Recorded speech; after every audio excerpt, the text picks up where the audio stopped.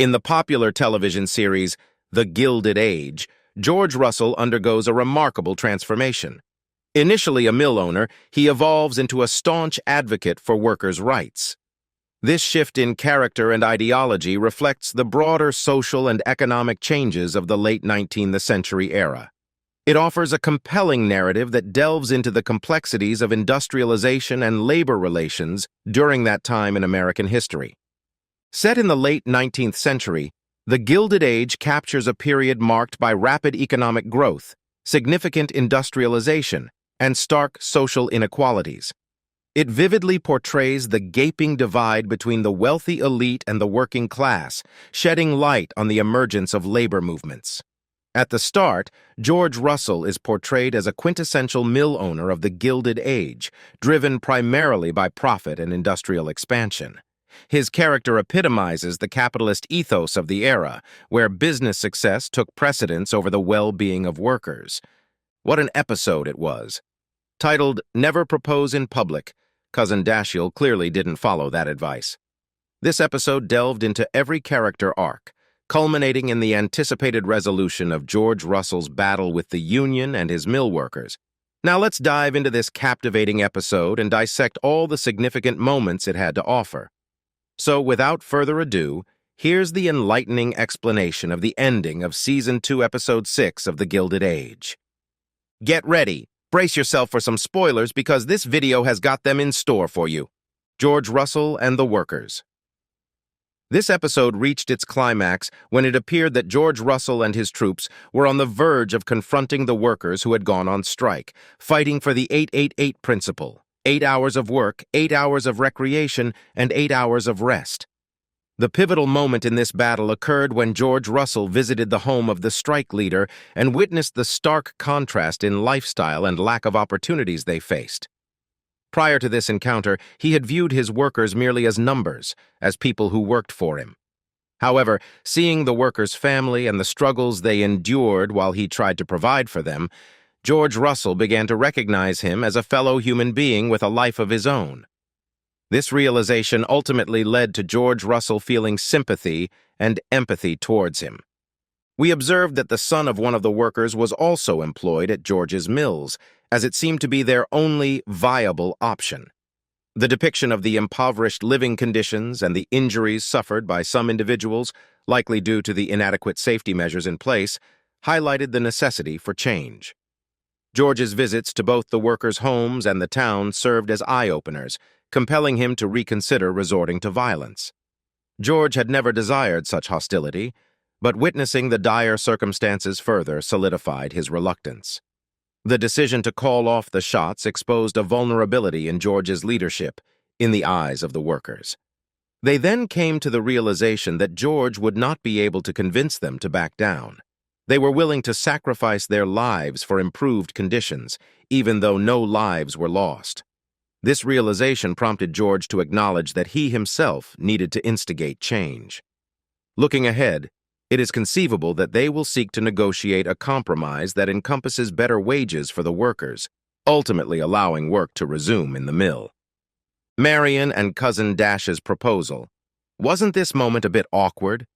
It has felt for a while now that Dashel was going to propose to Marian, and it was evident that she didn't truly want to be with him. This relates back to a conversation where someone told Marian that when you meet someone you truly love, you'll know you want to marry them. Marian certainly doesn't feel this way about Dashel. The fact that she glanced at Francis, hesitant to upset her before responding, and sought confirmation from others that she made the right decision, is telling. Additionally, when Larry Russell mentioned that she should be celebrating, her response was, "About what?" Clearly, she doesn't want to marry Dashel. Even though Agnes is ecstatic, as one would expect, there was a conversation between Marian and Dashel where he belittled her work of teaching people basic skills to find jobs by saying, "It's not like you're a real teacher." This undermines the importance of what Marian feels she is doing, and it's evident that he doesn't fully support her endeavors. Being married to him could potentially compromise her work. It seems likely that the engagement will fall through, and they won't end up getting married. There was a particularly significant moment during the proposal scene that shouldn't go unnoticed. Did you catch it? As the engagement unfolded, the camera cleverly shifted to Larry Russell, capturing his reaction. Marian and Larry undeniably share a strong bond, leading me to believe that their relationship will inevitably evolve in the show. It may not happen this season, but it feels like an eventual certainty. Adair and Reverend Fort. This moment in the episode truly broke our hearts, evoking intense emotions as we watched crying in her sister's comforting embrace. The beginning of the episode showcased Ah's joy in her newfound marriage with Reverend Fort, their dreams of a life together filling the air. However, tragedy struck towards the end. Throughout the episode, we witnessed Reverend Fort's struggle with a persistent back problem, a troubling concern. Following a visit to the doctor, he was referred for additional tests, revealing the devastating news of his cancer diagnosis and the likelihood of its progression. This storyline, though poignant, allowed us to glimpse Ad's happiness and love, now threatened by Reverend Fort's illness. Jack and the Clock is a captivating tale that has been unfolding throughout the season. It revolves around Jack's relentless efforts to repair a broken clock, a symbolic representation of his desire for a more fulfilling life. At the beginning of the season, Jack expressed his aspirations for something greater, beyond his current occupation under Miss Van Ryan. As he meticulously fixed the clock, the group rallied behind him, encouraging him to patent his inventive creation. Anticipation grew as Jack awaited the letter that would determine the fate of his patent application. Unfortunately, his hopes were dashed when the grant was denied due to his lack of background, qualifications, and community connections within the industry. This heartbreaking setback exposed the limited opportunities for individuals without privileged backgrounds. However, a glimmer of hope emerged when Bannister revealed a potential connection that could assist Jack in navigating the complex world of patent applications. This storyline not only showcases the ambition for personal growth, but also highlights the camaraderie among the workers. Each person contributed towards the application fees, demonstrating their support for Jack. Now, even Bannister is stepping up to help Jack overcome the bureaucratic obstacles. It's an inspiring narrative that unfolds before our eyes, emphasizing the power of determination and the unity within the workforce. With an optimistic outlook, it is likely that Jack's journey will eventually lead to a satisfying resolution. The story of Jack and the Clock serves as an ode to the human spirit, reminding us that perseverance and collaboration can lead to remarkable achievements. In the ongoing saga of Bera versus the Academy, her role in this episode was quite limited. However, we did witness a remarkable feat as she managed to secure the elusive Juke during the grand opening of the Met. The Academy, on the other hand, had no such luck and were consumed by envy.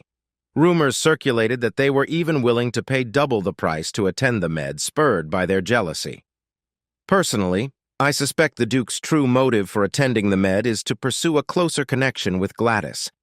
There was a subtle reference in this episode about Sue's advances towards Gladys, only to be met with disdain. I believe this was strategically done to pave the way for the Duke's continued interest in Gladys, ultimately enhancing the family's standing in society. Another intriguing development unfolded as Mr. and Mrs. Winston decided to relocate to the Med, successfully persuading many of their friends to follow suit. However, amidst these shifting dynamics, Mrs. Winterton cunningly requested Bera's coveted central box on Tier 1, the most esteemed box in the house. Reluctantly, Bera acquiesced as a gesture of gratitude. Yet we were left astounded when George Russell proclaimed that Mrs. Winterton would not be granted the box, leaving her oblivious until the evening of the opening night. Undoubtedly, this turn of events will cause immense embarrassment for the Winterton family and further intensify Mrs. Winterton's animosity towards Bera, fueling her desire for revenge. Oscar's scheme. All right, this part of the story might seem a little confusing, but it looks like Oscar could be falling for a scam. He's being led to believe that there's a select group of investors aiming to make a big profit, and even Miss Beaton seems involved. Last week, Oscar made a small investment and got a return on it. It feels like this return was intentionally designed to lure him in and make him want to invest more. However, now that he's putting in a large sum of money, I believe the scam is about to unfold and he's going to lose it all. In the garden, Oscar appeared confident with Miss Beaton, probably because he thinks he's made a fortune. But in reality, his world is about to crumble when he realizes everything is gone. Peggy's ongoing efforts in the South. Peggy and Mr. Fortune returned safely from the South, but they encountered some concerning issues there. It seems that similar problems might be arising in the North. The schools attended by black people are at risk of being shut down, and the teachers are being unfairly compared to their white counterparts. Peggy and Mr. Fortune seem determined to fight against this injustice by raising awareness through articles and rallying the community to support their cause. This issue is likely to take center stage in the final episodes of the season. Additionally, despite Mr. Fortune being married, I believe Peggy and he will start to acknowledge their growing feelings for each other and take risks in their relationship. Overall review. I found this episode of the show to be truly captivating. It effectively highlighted the prevalent issues of limited opportunities and class disparity during that era. The portrayal of George Russell's visit to the workers' home, John's unfortunate rejection due to his background, Agnes's somber reflection on persistent poverty, George's companion's dismissive attitude towards education for the less fortunate, and Marian's impactful teaching on the judgment of the poor all conveyed the intended message and contrast brilliantly. Moreover, I was pleased to witness a more human side of George Russell in this episode, as it was a development I had been anticipating. With the stories now unfolding and reaching a pivotal point in the season, the show has undeniably become even more engaging. While the future of the series remains uncertain, considering the immense interest it has generated and the thought-provoking discussions it has sparked, there seems to be no reason why it shouldn't be renewed. So there you have it, a comprehensive explanation of the ending of the Gilded Age Season 2, Episode 6. But what are your thoughts on this episode? Do you think the storylines and characters are believable, or do you think there's more to be explored?